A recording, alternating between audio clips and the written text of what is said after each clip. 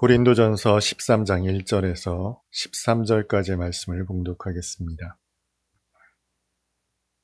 내가 사람의 방언과 천사의 말을 할지라도 사랑이 없으면 소리나는 구리와 울리는 꽹과리가 되고, 내가 예언하는 능력이 있어 모든 비밀과 모든 지식을 알고 또 산을 옮길 만한 모든 믿음이 있을지라도 사랑이 없으면 내가 아무것도 아니요. 내가 내게 있는 모든 것으로 구제하고 또 내 몸을 불사르게 내줄지라도 사랑이 없으면 내게 아무 유익이 없느니라.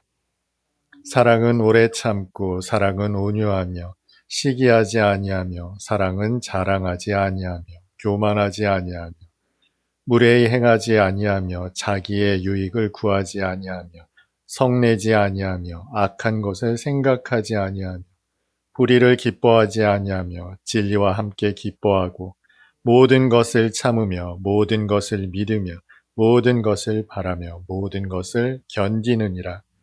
사랑은 언제까지나 떨어지지 아니하되 예언도 패하고 방언도 그치고 지식도 패하리라.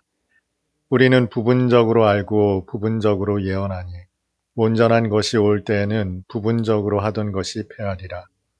내가 어렸을 때에는 말하는 것이 어린아이와 같고 깨닫는 것이 어린아이와 같고 생각하는 것이 어린아이와 같다가 장성한 사람이 되어서는 어린아이의 일을 버렸노라.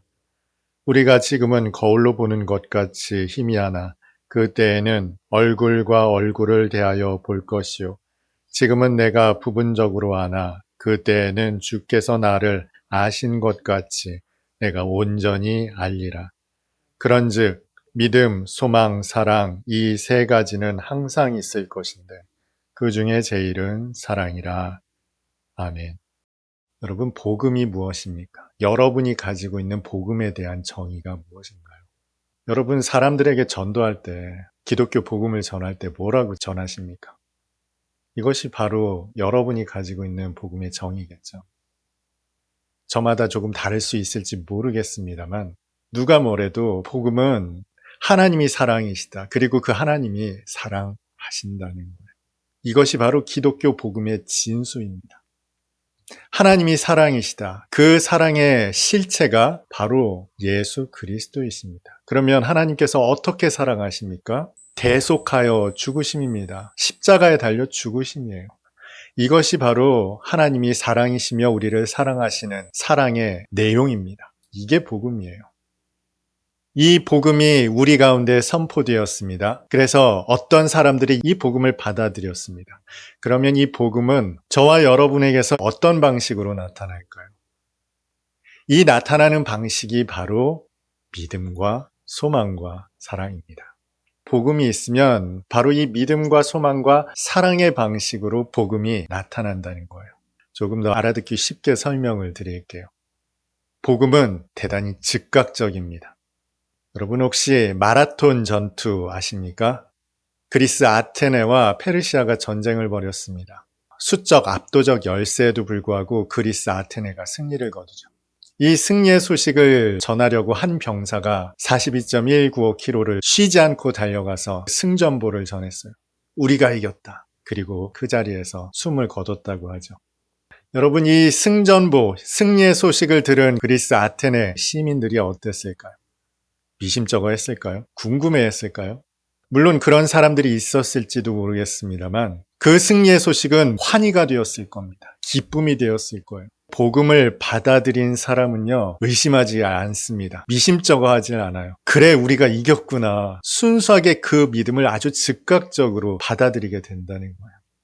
복음은요, 그래서 모든 사람들에게 주어진 것은 아닙니다. 어떤 사람들, 그 소식을 듣고 기뻐하는 어떤 사람들이 있더라는 거예요. 받아들이는 사람들이 있더라는 거예요. 복음은 받아들이는 이 사람들에게 유효합니다.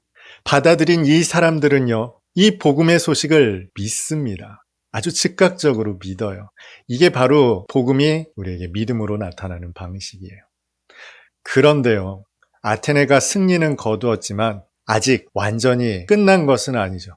전쟁에 나갔던 병사들이 무사히 귀환을 해야 모든 것이 완료가 되는 겁니다. 그래서 이 아테네 시민들은 군인들이 돌아올 때까지 기다립니다. 전쟁에 참여했던 사람들 중에는 내 남편이 있고요, 내 아버지가 있고요, 내 아들이 있기 때문에 그래요. 그들이 무사히 귀환할 때까지 기다립니다. 그러나 승리의 소식을 가슴에 안은 채 믿으며 기다리죠. 이것이 바로 소망입니다. 그리스도인은요, 이미 선포된 승리를 믿는 자들이에요. 그러나 아직 완결된 건 아니죠. 그리스도 예수께서 우리 가운데 다시 오겠다 약속하셨거든요. 그것을 믿음으로 간직한 채 기다리는 자들, 소망하는 자들, 이게 바로 그리스도인이잖아요. 그래서 복음은 우리 가운데 소망의 방식으로 나타납니다. 자, 그런데 여러분 한번 생각을 해보세요. 금방 돌아올 것 같지만 사실 전쟁을 마치고 금방 돌아올 수 있는 게 아닙니다. 그 남은 잔당을 처리해야 되고요, 전리품도 취해야 합니다. 남아있는 모든 것들을 죄다 정리하기까지 시간이 걸린단 말이에요. 그동안 복음의 소식을 들은 사람들은 인고의 시간을 기다리며 일상의 삶을 살아갑니다. 그런데 여러분, 이 살아가는 사람들 주변에 어떤 사람들이에요? 앞집은 그 아버지를 보낸 집이고 옆집은 그 아들을 보낸 집입니다. 이 사람들이 서로 만나며 무슨 얘기하겠어요? 그 아버지 무사한지, 그 아들 잘 있는지 그런 얘기하지 않겠습니까? 그러면서 서로 밥도 나눠 먹을 거고요. 또 서로 함께 지내며 옛 이야기도 나누게 될 겁니다. 우리 아버지가 얼마나 용맹했는지, 우리 아들이 얼마나 늠름했는지 그런 얘기들 하지 않겠어요? 그러면서 그들 가운데 사랑하며 살아가게 되더라는 거예요. 이것이 바로 복음이 우리 가운데서 나타나는 방식입니다. 믿음과 소망과 사랑. 그래서요, 이 믿음과 소망과 사랑은요, 애써서 소유하려고 가지려고 하는 게 아니에요. 열심히 하려고 몸부림치는 게 아니라는 겁니다. 그것은 가졌느냐, 가지지 못하였느냐 하는 차원의 문제입니다. 오늘 본문에 그것이 잘 나타나 있습니다. 특별히 사랑을 중심으로 언급되고 있는데요. 오늘 본문에서 바울이 뭐라고 이야기하고 있습니까? 한번 1절부터 살펴보겠습니다. 내가 사람의 방언과 천사의 말을 할지라도 사랑이 없으면 소리나는 구리와 울리는 꽹과리가 되고, 내가 예언하는 능력이 있어 모든 비밀과 모든 지식을 알고 또 산을 옮길 만한 모든 믿음이 있을지라도 사랑이 없으면 내가 아무것도 아니요, 내가 내게 있는 모든 것으로 구제하고 또 내 몸을 불사르게 내줄지라도 사랑이 없으면 내게 아무 유익이 없느니라. 사랑이 없이 이런 일들을 할 수가 있는데, 그러나 사랑은 있는 것이라고 이야기하고 있죠. 여기에서 우리가 주목해야 할 것은 사랑이 있거나 없다는 것입니다. 여러분 가운데 진정 복음이 있다면 여러분 안에 사랑이 있을 수밖에 없죠. 복음이 있다면 믿음과 소망과 사랑의 방식으로 나타날 수밖에 없거든요. 여러분의 자식을 전쟁터로 보냈는데 이 앞집에서, 이 옆집에서 아버지와 자식과 남편을 전쟁터로 보냈는데 미워하는 사이로 지낼 수 있겠습니까? 시기하는 관계로 지낼 수 있겠습니까? 자식을 군대 보내면 그 어머님은 길 가는 군복 입은 아이만 봐도 내 아들처럼 보인다고요. 용돈을 지어 보내거나 밥 한 끼라도 사주고 싶은 것이 부모님 마음, 남편을 보낸 아내의 마음 아니겠어요? 사랑이 나타날 수밖에 없다는 거죠. 사랑은 있거나 없는 것입니다. 그래서 헬라어 원어에서도 에코라는 단어인데 영어로 쉽게 표현하면 have, 가지다, 소유하다 그런 의미예요. 좀 더 나아가서는 거주하다, 인정하다, 인식하다, 받아들이다, 수용하다 그런 의미를 갖고 있어요. 다시 말해서 이 복음을 받아들인 사람은 그 복음이 그 안에 내주할 수밖에 없다는 겁니다. 그 복음이 실제로 거한다는 거예요. 그러면서 나오는 것이 바로 믿음과 소망과 사랑이죠. 그래서 우리는 사랑할 때 내 옛 습성을 따라 사랑할 수 있는 존재가 아니에요. 다시 한번 말씀드립니다만 여러분, 우리는 사랑할 수 있는 존재가 아닙니다. 우리는 사랑을 할 수 없는 존재가 분명합니다. 그런데 우리에게서 사랑이 나오더라는 거예요. 아주 이질적인 그 무언가가 외부에서 여러분 마음속으로 들어온 거예요. 복음이 들어온 거예요. 그래서 그 복음이 역사함으로 여러분 안에 나타나는 방식으로 믿음과 소망과 사랑은 역사합니다. 그래서 우리 가운데 사랑이 나오는 겁니다. 여러분 안에 들어온 이 사랑은요, 대단히 이질적인 겁니다. 우리의 본성은 본래 하나님을 대적하는 존재예요. 그런데 그 사람들에게 복음이 들어왔는데 그것은 하나님이 우리를 사랑하신다. 긍휼히 여기신다. 그래서 그 독생자까지 아끼지 않으신다는 사랑이거든요. 그래서 우리를 완전히 뒤바꿔 놓습니다. 이걸 쉽게 말해 변화라고 이야기를 해요. 여러분, 우리 가운데 어떤 식으로 변화가 일어나는지 제가 참 좋아하는 비유가 한 가지 있습니다. 직장 생활을 하는 어떤 사람이 로또 복권을 하나 구입을 한 거예요. 그런데 이 복권에 당첨되었다고 한번 생각해 보세요. 상상조차 할 수 없는 어마어마한 돈을 복권 당첨금으로 받습니다. 이 사람이 차에 흠집이 조금 생겼다고 한번 생각해 보세요. 예전 같았으면 아주 화나게 만들었을 거예요. 그런데 이 사람은 이제 달라졌어요. 누가 바빠서 그랬나 보지. 지나가다 슬쩍 그었나 보지. 이런 여유가 생긴단 말이에요. 직장에 가서 일을 하는데 직장 상사가 커피를 쏟았습니다. 그래서 오랫동안 해온 일에 문제가 생겼어요. 예전 같았으면 얼마나 화가 났겠습니까? 그런데 그것도 또 그렇지가 않더라는 거예요. 하루 이틀 저랬나? 그럴 수 있지. 이런 관대한 마음이 나오더라는 거예요. 외부의 사소한 모든 일이 이 사람에게 더 이상 크게 영향을 미치지 않더라는 겁니다. 이것이 바로 복음을 가진 사람들, 에코한 사람들의 특성이에요. 외부의 특별한 일들이 크게 영향을 미치지 않아요. 나의 본질과 전혀 다른 이질적인 하나님의 사랑이 들어왔을 때 나타나는 현상입니다. 이것이 바로 오늘 바울이 고린도 교회에게 이야기하는 내용들입니다. 오래 참게 된다고요. 온유하게 된다고요. 시기하지도 자랑하지도 교만하지도 않게 된다는 겁니다. 무례하지도 않고요. 자기의 유익을 구하지도 않습니다. 모든 것을 참고 모든 것을 믿고 모든 것을 바라고 견디게 된단 말이에요. 물론 여러분 가운데 성품이 좋은 분들도 계실 거예요. 그래서 다른 사람들보다 조금 더 인내할 수 있는 사람도 있을 것이고요. 조금 더 관대한 분도 계실지 모르겠습니다만, 그러나 한계라는 것이 있잖아요. 그런데 참 복음이 들어온 그에게는 한계가 없답니다. 바울이 8절에서 그것을 우리에게 이렇게 말합니다. 13장 8절입니다. 사랑은 언제까지나 떨어지지 아니하되 예언도 패하고 방언도 그치고 지식도 패하리라. 사랑이 떨어지지 않는답니다. 달아 없어지지 않는다는 거예요. 여러분이 수고하고 여러분 속에서 끌어낸 사랑이라면 반드시 떨어질 수밖에 없죠. 그러나 나의 본질 밖에서 들어온 이질적인 하나님 사랑은요, 떨어지지 않는 사랑이라는 거예요. 그 배에서 생수의 강이 흘러넘치듯 무한하게 쏟아져 나오는 사랑이라는 겁니다. 그래서 온전한 복음을 사는 사람들은, 믿음과 소망과 사랑의 삶을 사는 사람들은 이것을 누리면서 살아갑니다. 다시 한번 로또 당첨 얘기를 해볼게요. 여러분, 이것 가지고 있으면 그 가지고 있는 것만으로 기쁩니다. 무엇을 해서 기쁜 것이 아니라 가지고만 있어도 마음이 든든하다고요. 배가 부르다고요.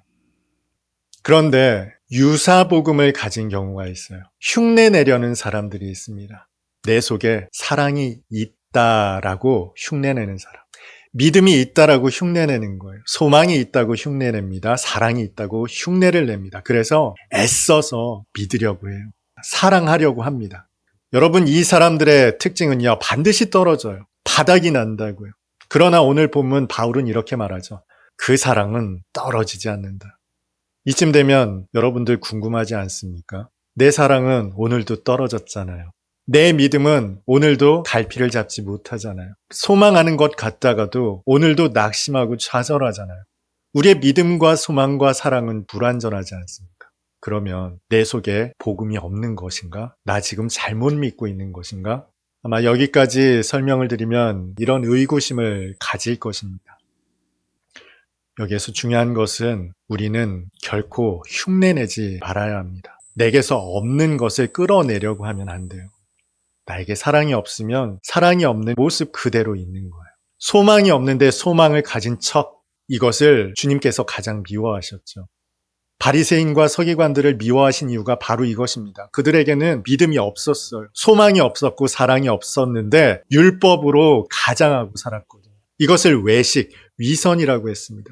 주님께서 가장 미워하셨던 것이죠. 그러면 어떻게 할까요? 우리에게는 복음이 없는 것 같은데 우리가 가진 복음이 불완전하기 때문입니까? 하나님의 사랑이 불완전하기 때문입니까? 아니에요. 그래서 주신 것이 바로 교회입니다. 승전보를 들었어요. 분명 한 병사가 우리가 이겼다는 소식을 전해주었습니다. 그런데 하루가 지나고 이틀이 지나고 사흘, 나흘, 한 달, 두 달이 돼도 승리했다는 우리 군대가 돌아오질 않아요. 여러 가지 생각이 들겠죠. 오다가 사고가 났나? 무슨 문제가 생겼나? 여러분, 그때 나 홀로 선다는 것이 어렵습니다. 왜냐하면 우리 주변의 환경은 끊임없이 우리를 가만히 내버려 두지 않기 때문에 그래요. 그때 여러분, 우리가 이 험한 세상을 이길 수 있는 힘이 무엇입니까? 바로 교회예요.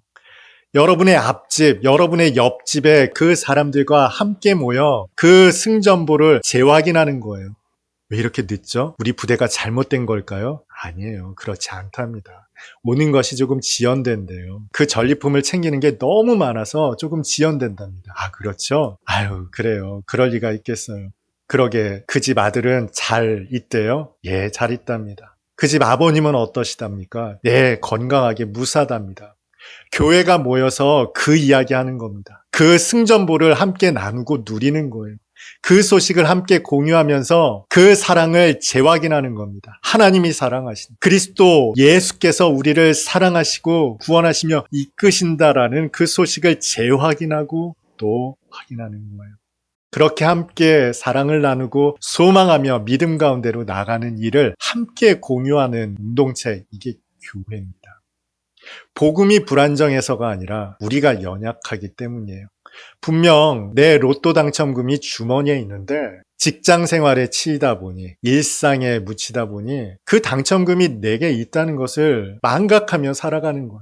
그보다 더 큰 하나님의 사랑이 있다는 것을 잊고 지내더라는 거예요. 창세 이래로 단 한순간도 변한 적은 없습니다. 하나님은 사랑이십니다. 그리고 그 하나님께서 사랑하십니다. 그 사랑은 바로 예수 그리스도로 십자가로 우리 가운데 나타났고 성취되었습니다. 저와 여러분은 그 복음을 담지하였기에 믿는 자로, 소망하는 자로, 그 가운데 사랑하는 자로 살아갑니다. 그 하나님의 사랑은 우리 가운데서 결코 떨어지지 않을 것입니다. 여러분이 교회 안에서 그 충만을 누릴 수 있었으면 좋겠습니다. 예수를 이야기하고 예수를 찬송하고 경배하는 것으로, 하나님을 찬미하며 예배하는 것으로 여러분이 그 삶을 누리면서 살아갈 수 있었으면 좋겠어요. 그러니 교회 안에서 너무 세상 얘기 많이 하지 마십시오. 세상이 관심 두는 이야기로 진리를 훼손하지 않았으면 좋겠습니다. 여러분이 교회 안에서 찬송하고 경배해야 할 것은 하나님의 사랑입니다. 하나님의 인자하심과 긍휼과 자비하심과 사랑을 이야기해야 할 것입니다. 이로써 우리가 소망과 믿음을 가지고 내 안에 있는 이 사랑으로 사랑하며 살아갈 수 있을 겁니다. 그 복음으로 충만한 여러분의 교회들이 다 될 수 있기를 바랍니다. 떨어지지 않는 하나님의 사랑이 여러분 가운데 충만하기를 주님의 이름으로 축복합니다.